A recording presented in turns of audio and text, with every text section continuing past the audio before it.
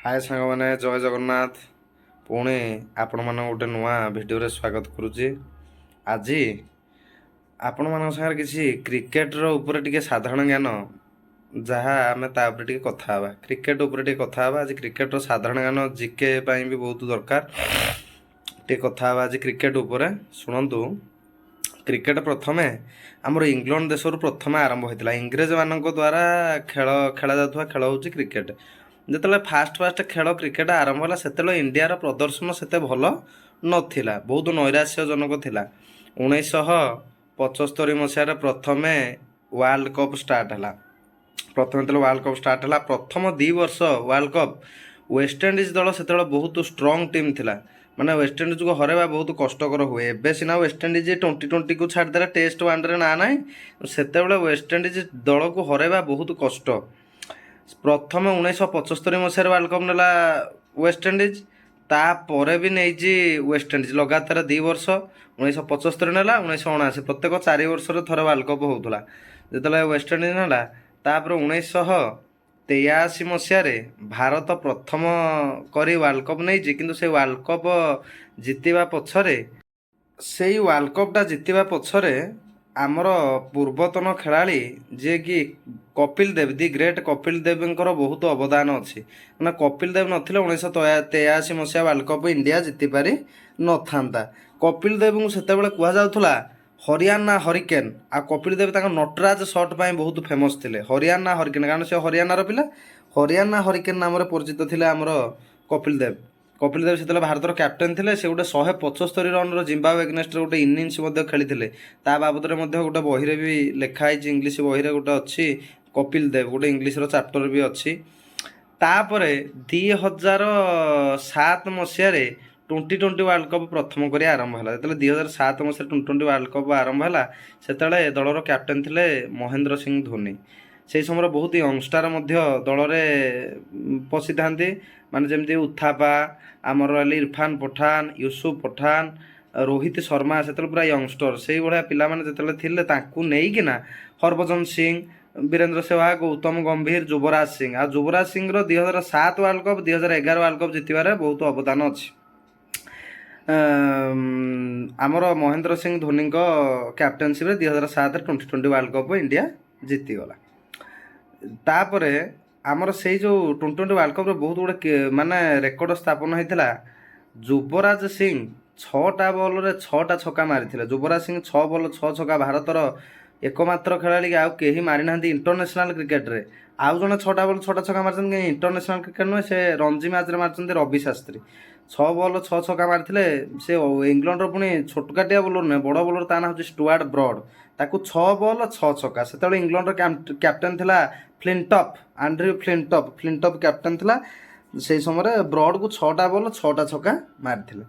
तापर 2011 मसीह 50 over world cup India नेला इंडिया जितिला एवं इंडिया जितिला पर तेंदुलकर आमर जे क्रिकेटर भगवान गॉड ऑफ क्रिकेट कहुए सचिन तेंदुलकर को सी रिटायर नहीं जाइए जाहिर खान रिटायर नहीं 2011 धोनी अधिनायकत्व करने समय भारत 50 ओभर वर्ल्ड कप जितिला। तापर 2013 मसीह इंडिया चैंपियंस ट्रॉफी जितिला Shikhar Dhawan man of the series होते। तापर एबे रिसेंट आमर 2024 मसीह दीर्घ पाखापाखि 11 वर्ष पर भारत सेमीफाइनाल फाइनाल को जाए कटि जाए कि रोहित शर्मा कैप्टेनशिप रे साउथ आफ्रिका दक्षिण आफ्रिका को हरैकिना भारत जितिला आमर द्वितीय T20 विश्वकप।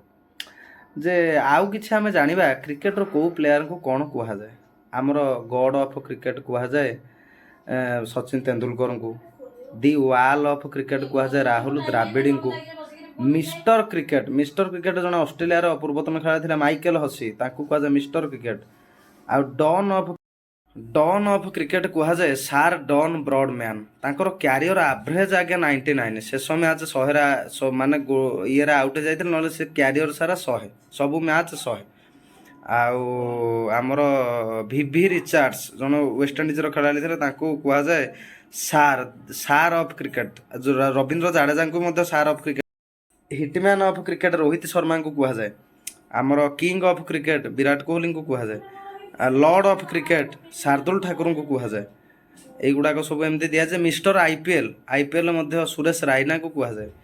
ଆଉ ପ୍ରଥମ ଆମର ୱାନ୍ ଡେ ଇଣ୍ଟରନ୍ୟାସନାଲରେ ତେନ୍ଦୁଲକର 2 ଶତକ ହାସଲ କରିଥିଲେ ୱାନ୍ ଡେରେ ପ୍ରଥମେ।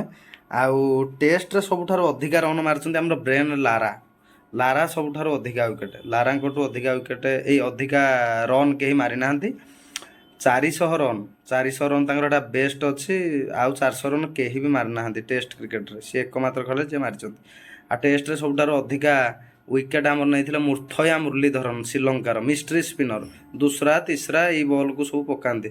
ତାପରେ ସେନୱାର୍ନ ମଧ୍ୟ ଜଣେ ନାମୀ ଦାମୀ ବୋଲର, ଏବେ ରିସେଣ୍ଟ ରିଟାର୍ନ ନେଇଛନ୍ତି ଜିମି ଆଣ୍ଡରସନ୍ ବା ଜେମ୍ସ ଆଣ୍ଡରସନ୍, ଇଂଲଣ୍ଡର, ସିଏ ଜଣେ ଖ୍ୟାତିନାମା ବୋଲର ମଧ୍ୟ। ଆଉ ଆମ ଭାରତର ସବୁଠାରୁ ଅଧିକା ନେଇଥିବା ୱିକେଟ୍ ନେଇଥିବା ବୋଲର ହେଉଛନ୍ତି ଅନିଲ କୁମ୍ବଲେ ସବୁଠାରୁ ଅଧିକା ୱିକେଟ୍ ନେଇଥିଲେ। ଆଉ 100ଟା ଶତକ ୱାନ୍ ଡେ ଟେଷ୍ଟରେ ମାରିଥିବା ପ୍ରଥମ ଖେଳାଳି ଆଉ ଏକମାତ୍ର ଖେଳାଳି ହେଉଛନ୍ତି ସଚିନ ରମେଶ ତେନ୍ଦୁଲକର। ତାଙ୍କ ବ୍ୟତୀତ ଆଉ ଏଇ କୀର୍ତ୍ତିକୁ କେହି ସ୍ଥାପନ କରିପାରି ନାହାନ୍ତି। ଆଉ ୱାନ୍ ଡେରେ ସବୁଠାରୁ ଅଧିକା ରନ୍ ଗୋଟେ ଦିନରେ ବାଡ଼ିଥିବା ପ୍ଲେୟାର ହେଉଛନ୍ତି ଆମର ରୋହିତ ଶର୍ମା, 264 ତାଙ୍କର ଶ୍ରୀଲଙ୍କା ଏଗନେଷ୍ଟରେ। ତାଙ୍କର 200 ଗୁଡ଼ାକ ପାଖାପାଖି ରୋହିତ ଶର୍ମା ଆମର 3ଟି ବୋଧେ 200 ମାରିଛନ୍ତି, ମୋର ଯେତିକି ମନେ ପଡ଼ୁଛି 3ଟି 200। ଅଷ୍ଟ୍ରେଲିଆ ଏଗନେଷ୍ଟରେ ଗୋଟେ, ଶ୍ରୀଲଙ୍କା ଏଗନେଷ୍ଟରେ 2ଟା। ଅଷ୍ଟ୍ରେଲିଆ ଏଗନେଷ୍ଟରେ 209 ମଧ୍ୟ ବାଡ଼େଇଥିଲେ। ବୀରେନ୍ଦ୍ର ସେହ୍ୱାଗ ମଧ୍ୟ 200 ବାଡ଼େଇଛନ୍ତି। ଆଉ ଅନ୍ୟ ଦେଶର 200 ମାରିଥିବା ବ୍ୟାଟ୍ସମ୍ୟାନ୍ କହିଲେ ଫକର ଜମାନ ଆମର ପାକିସ୍ତାନର, ସିଏ ମାରିଛନ୍ତି। କ୍ରିସ୍ ଗେଲ୍ 200 ମାରିଛନ୍ତି। ନ୍ୟୁଜିଲାଣ୍ଡର ମାର୍ଟିନ୍ ଗପ୍ଟିଲ୍ ସିଏ ମଧ୍ୟ ମାରିଛନ୍ତି। ଆଉ ଆମର କ୍ରିକେଟ ଜଗତର କେତେଜଣ ବଡ଼ ବଡ଼ ହିଟର ବା ହାର୍ଡ଼ ହିଟର ବ୍ୟାଟ୍ସମ୍ୟାନ୍, ଯେଉଁମାନଙ୍କୁ ଦୁର୍ଦ୍ଦଶ ବ୍ୟାଟ୍ସମ୍ୟାନ୍ କୁହାଯାଏ, ତା ଭିତରୁ ଯଦି ବ୍ୟାଟ୍ସମ୍ୟାନ୍ ଆମେ ବାଛିବା ତାହେଲେ এবি ଡିଭିଲିୟର୍ସ ଏମାନଙ୍କ ନାଁ ଆସିବ। ଭଲ ବ୍ୟାଟ୍ସମ୍ୟାନ୍ ତ ବହୁତ ଅଛନ୍ତି, କିନ୍ତୁ ଦୁର୍ଦ୍ଦଶ ବ୍ୟାଟ୍ସମ୍ୟାନ୍ এবି ଡିଭିଲିୟର୍ସ, କ୍ରିସ୍ ଗେଲ୍। ଆଉ ସେଟ୍ ହେଲା ପରେ ସବୁଠାରୁ ଡେଞ୍ଜରିୟସ୍ ବ୍ୟାଟ୍ସମ୍ୟାନ୍ ମୋ ମତରେ ରୋହିତ ଶର୍ମାଙ୍କଠୁ କେହି ନାହାନ୍ତି। ଫର୍ମ ନାହିଁ ଅଲଗା କଥା, କିନ୍ତୁ ସେଟ୍ ହେଲା ପରେ ତାଙ୍କ ଭଳିଆ ବଲ୍ ଟାଇମିଂ, ୱାର୍ଲଡର ବେଷ୍ଟ ଟାଇମର ରୋହିତ ଶର୍ମା। ଆଉ ହେଉଛି ଆମର ତ ଗାଁ ଗହଳି ସବୁଠି ଖେଳର ମାନେ ଚାହିଦା ଏତେ ବଢ଼ିଗଲାଣି କ୍ରିକେଟ ଖେଳର, କିନ୍ତୁ ମେନ୍ କଥା ହେଉଛି ଖେଳ ଏଇ କିଛି ବର୍ଷ ଟିକେ କମିଯାଇଛି, କାରଣ ପିଲାମାନେ ସବୁ ମୋବାଇଲ ପ୍ରତି ବହୁତ ଆକୃଷ୍ଟ ହେଇଯାଉଛନ୍ତି। ଖେଳ ନିହାତି ଖେଳିବା ଆବଶ୍ୟକ। ଏବେ ପଇସା ଅଛି, ବ୍ୟାଟ୍ ବଲ୍ ଅଛି, କିନ୍ତୁ ପିଲା ଖେଳିବା ପାଇଁ ମିଳୁନାହାନ୍ତି। କିନ୍ତୁ ପ୍ରତ୍ୟେକ ଦିନ ଖେଳିବା ନିହାତି ଆବଶ୍ୟକ।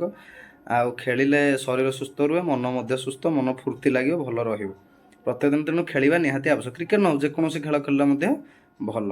ତଥାପି ବି କ୍ରିକେଟ ଗୋଟେ ଜନ ଆଦୃତ ଖେଳ ଭାରତରେ, ବହୁତ ଲୋକ କ୍ରିକେଟକୁ ଭଲ ପାଆନ୍ତି।